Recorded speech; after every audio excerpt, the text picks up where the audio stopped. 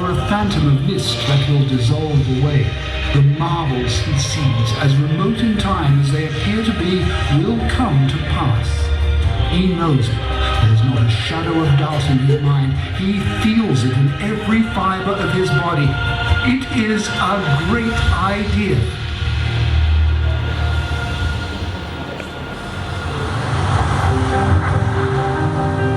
Nikola Tesla was born at midnight between June 9 and 10, 1856, in the village of Smiljan in Liga, a military frontier area in the Austrian Empire.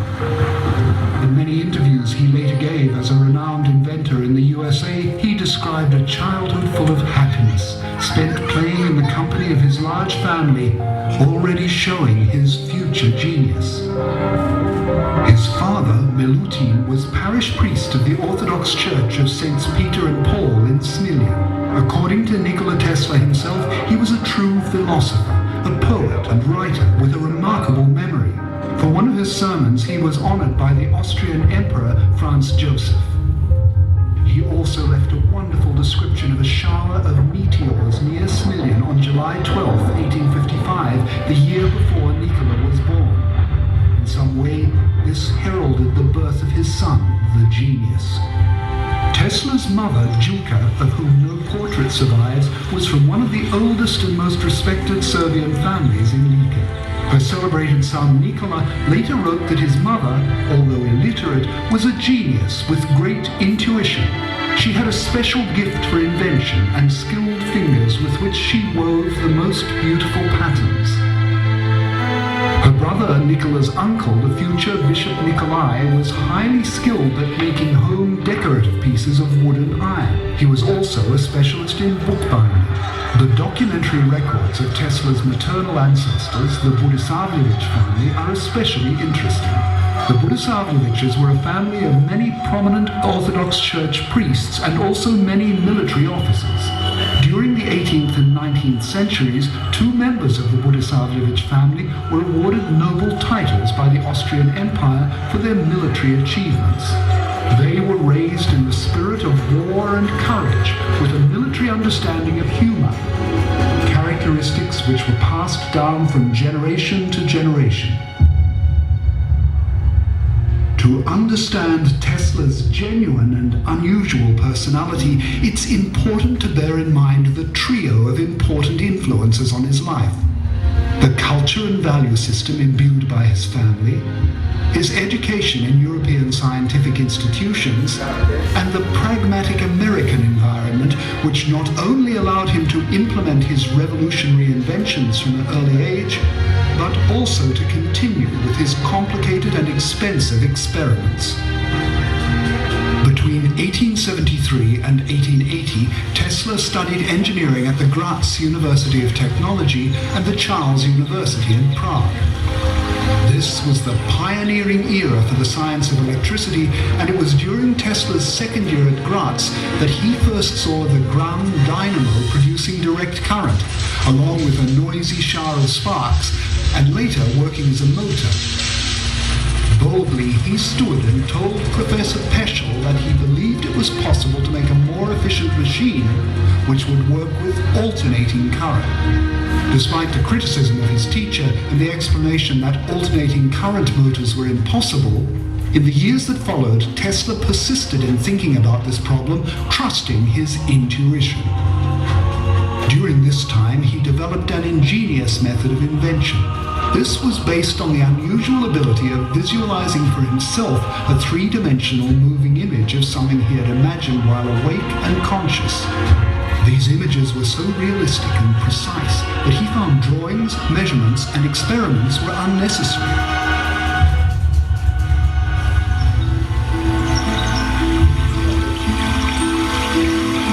In 1882, Tesla was in Budapest, where his uncle, Pia Mandic, helped him find employment in Tivada Puskas's telephone exchange.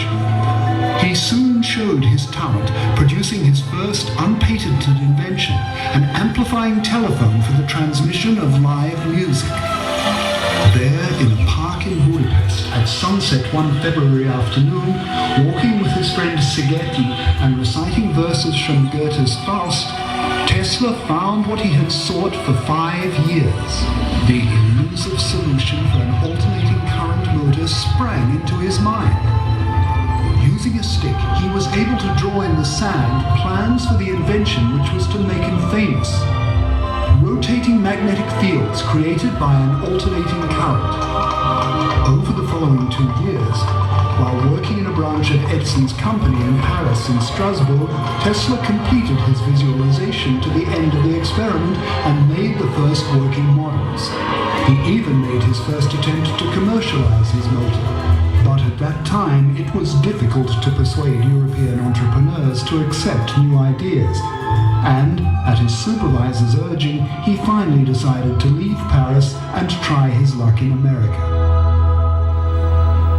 Tesla arrived in America in 1884 on the RMSS City of Richmond with 4 cents to his name, a few songs and calculations for a flying machine. In his pocket, he had one more valuable letter, one of recommendation from Charles Batchelor to Thomas Edison. In it, Batchelor wrote, "I know 2 great men and you are one of them. The other is this young man." Tesla's first job was to improve Edison's dynamos, and he worked at this job with the real passion and commitment of a young man who had just one goal: to interest Edison in inventions in the area of alternating currents. But the goals and methods of the 2 inventors were too far from each other, and it was inevitable that they would go their separate ways. It didn't take long for Tesla to find investors for his revolutionary invention. With the help of lawyer Charles Peck, he established his own laboratory in Liberty Street, New York in 1887. There, he finally made true prototypes of the first induction motors and applied for patent protection for them. After giving a brilliant lecture at the American Society of Electrical Engineers, Tesla contacted George Westinghouse, owner and founder of the company which bears his name. Westinghouse decided to buy the patent for Tesla's system for the production, transmission, and use of polyphase alternating currents. This was a dream come true for Tesla, but also the beginning of new temptations. Tesla found himself in the middle of a ruthless fight between Edison and Westinghouse for market dominance. In popular science, this was known as the War of the Currents. Edison tried in vain to prove the value of direct current. The benefits of Tesla's alternating current system quickly became obvious, especially for the transmission of electricity over long distances.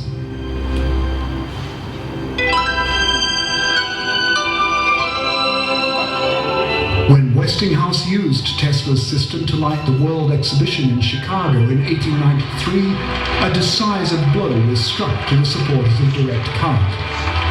The exhibition opened in May 1903 with spectacular light shows and a demonstration of the complete transmission system for alternating current.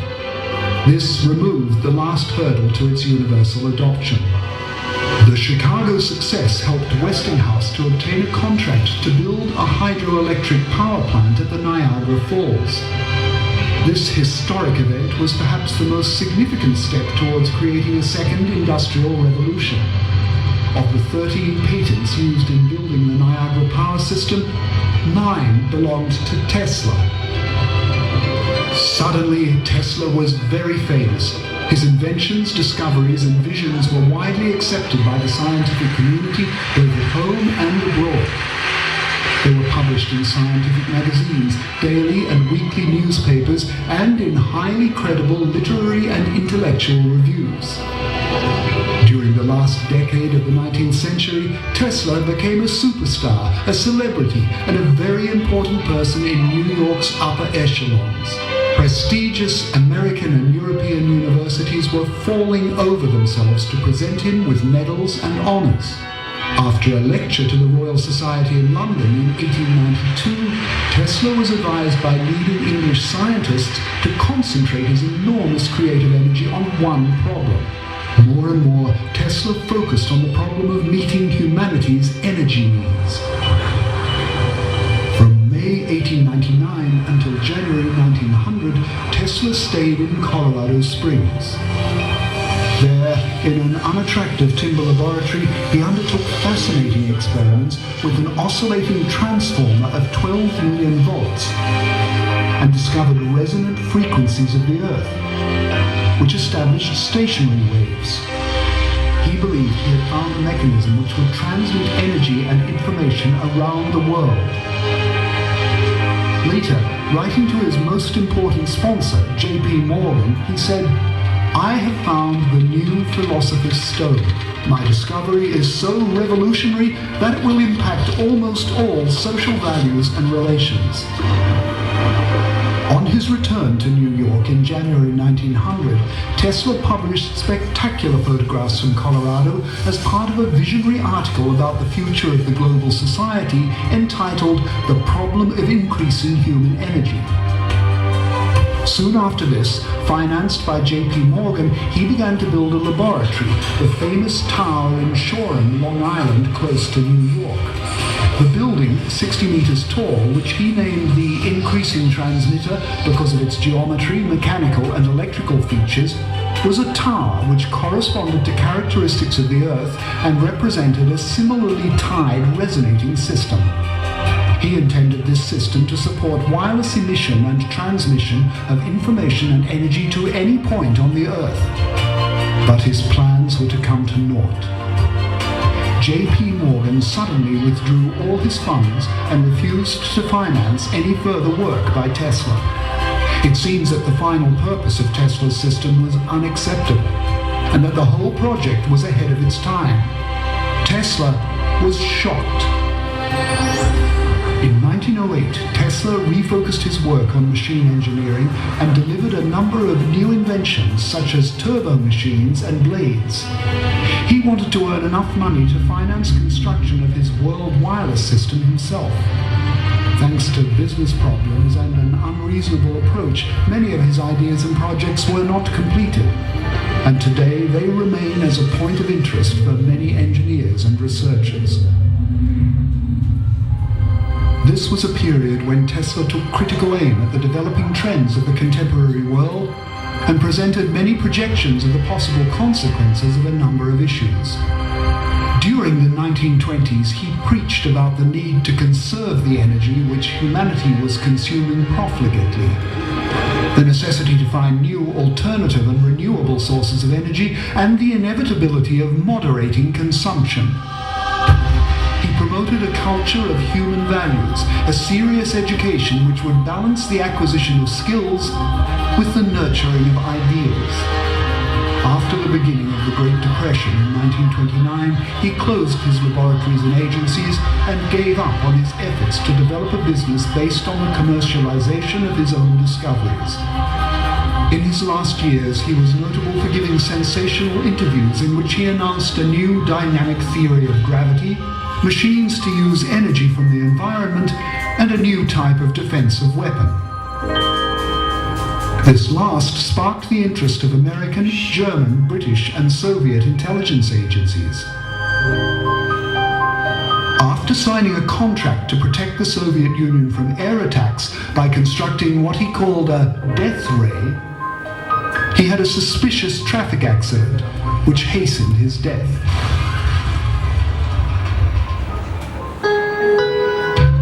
Tesla died peacefully in his sleep on Orthodox Christmas Day in 1943. He left behind 300 patents and thousands of sketches, notes, and ideas which are today preserved in the Tesla Museum in Belgrade.